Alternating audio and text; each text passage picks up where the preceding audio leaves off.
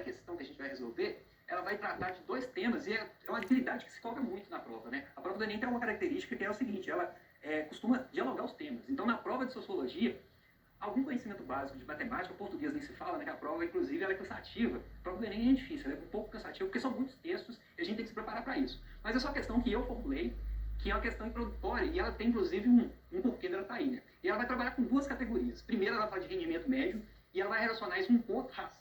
Então, você vai ter uma tabela que vão ter rendimentos separados por cor, né? Que a gente vai discutir a população, a diferença da população preta e parda, e é importante discutir isso porque, geralmente, a gente tem uma discussão no senso comum sobre essa questão de preto e pardo, mas aqui a gente está pegando um dado que é um dado do IBGE.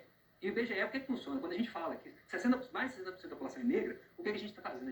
O IBGE faz essa pergunta e ele soma tantas pessoas que responderam preto e pardo. E aí a gente vai ter um contingente da população, né? Nos Estados Unidos é bem diferente, assim, essa classificação.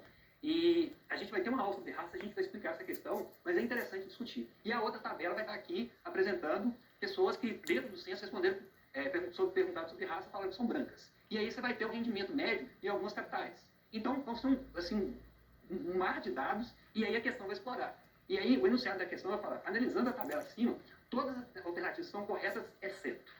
E aí eu tenho que reconhecer, né, que errar é humano, não reconhecer a covardia. Eu fiz a questão, e a questão ainda tem uma falhazinha, e acabou que acontece muito em vestibular de ter isso, que por mais que as pessoas façam, eu fiz vários concursos que uma questão foi anulada, e nesse caso aqui, eu anularia essa questão, por quê? Porque no primeiro quesito eu falar, na alternativa A, em todas as cidades estudadas, os pretos e pardos recebem menores salários que os brancos. Se a gente volta lá, a gente vai observar, de forma geral, isso é uma dinâmica, mas se você pega o Rio de Janeiro, com a situação de pessoas com menos de um ano de escolaridade, o que vai acontecer?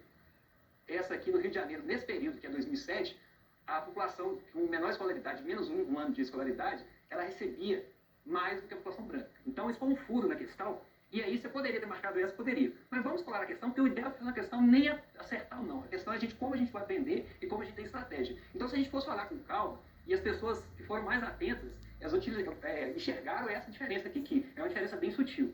Mas assim, eu poderia ter marcado A? Ok, poderia, mas vamos lá ficar em dúvida. Segundo, Belo Horizonte é um lugar onde pretos, pardos, com 11 anos ou mais de estudos, recebem os melhores salários. A gente, lembrando aqui que a gente está pelo exceto.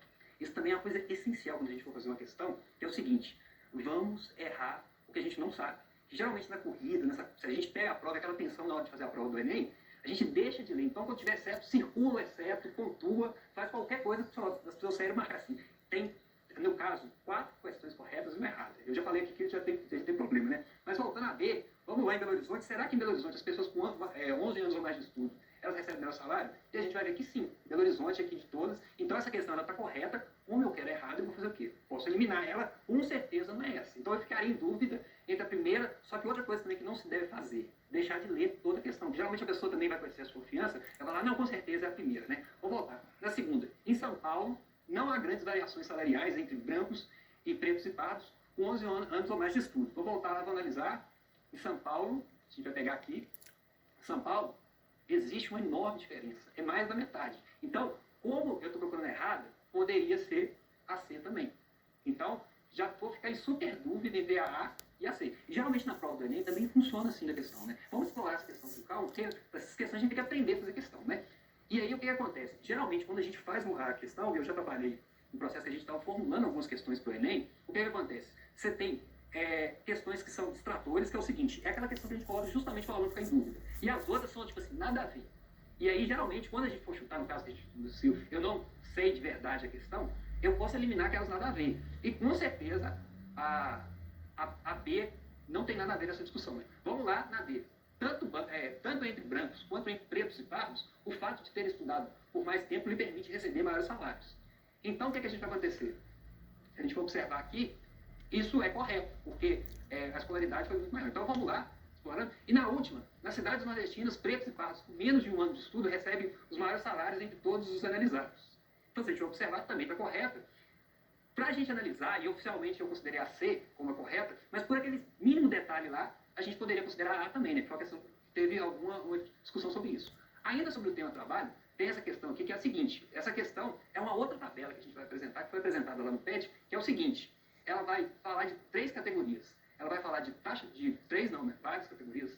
taxa de ocupação, salário, jornada, horas de trabalho, enfim, vai fazer uma discussão sobre isso e vai falar analfabetos, ensino fundamental, médio, superior e pós-graduação. E aí qual que é a discussão que ela vai perguntar? Segundo a tabela, qual alternativa pode ser considerada correta? E aí, na alternativa A, vai ser o quê? A maior taxa de ocupação está entre as pessoas que completam o ensino médio. Será que isso é verdade? Então ela está perguntando a correta aqui, né, gente? A maior taxa de ocupação não está correta, porque a maior taxa de ocupação é frente às pessoas que fizeram pós-graduação. Vamos lá para a próxima. B. A menor jornada de trabalho é cumprida pelas pessoas que cursaram até o ensino fundamental. Vamos ver se é verdade. Taxa de ocupação? Não, não é porque as pessoas que não tiveram acesso à escola são as pessoas que têm a menor taxa de ocupação. E isso vai porque a pessoa não atinge a colocação no mercado de trabalho, né? Vamos lá para C. Quem recebe os maiores salários são as pessoas que estudaram até a pós-graduação. Bora lá ver se essa é correta. Sim, se a gente for pegar salário, entre todas as categorias, as faixas de escolaridade que você tem aqui, a pessoa que recebe maiores salários é isso, né? Então pode ser essa daqui, mas não vamos deixar de ler as outras, né? A D vai falar assim, ó, que as mulheres são discriminadas no mercado de trabalho. Essa questão seria um distrator em qual sentido? É uma questão que, se eu estudei, eu sei que está correto. Mas a questão está falando isso, a tabela está dizendo isso? Não. Então, uma pessoa mais avisada, talvez ela poderia marcar essa questão. E a E, todas as alternativas estão corretas. Então, eu posso marcar com certeza que é a C.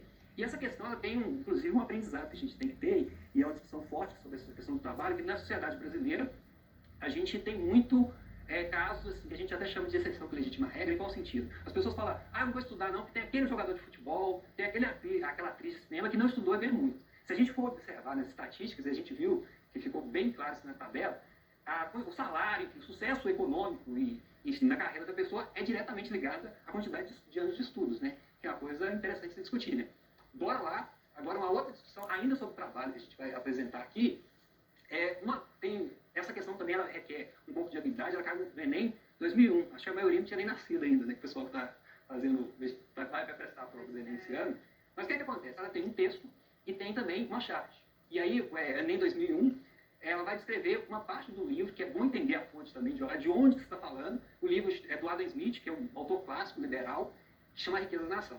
E aí qual texto vai falar? Um operário desenrola o arame, o outro endireita, um terceiro corta, um quarto afia nas pontas para a colocação da cabeça do alfinete. Para fazer a cabeça do alfinete requer-se 3 ou 4 operações diferentes.